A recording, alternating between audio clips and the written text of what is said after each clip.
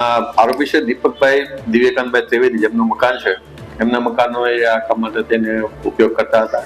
એમની સાથે એમના પત્ની છે, બીજા એક મહિલા છે આરોપી તરીકે. એમને આ કામમાં ગ્રાહકો શોધી અને આ વેપાર કરાવતા હતા. આ કામે હિરેનભાઈ કનૈયાલાલ વધવા, જે વેરાવળના રહેવાસી છે, એ 4 નંબરનો આરોપી છે, જે આ પ્રવૃત્તિમાં ગ્રાહક તરીકે પકડાયેલ છે.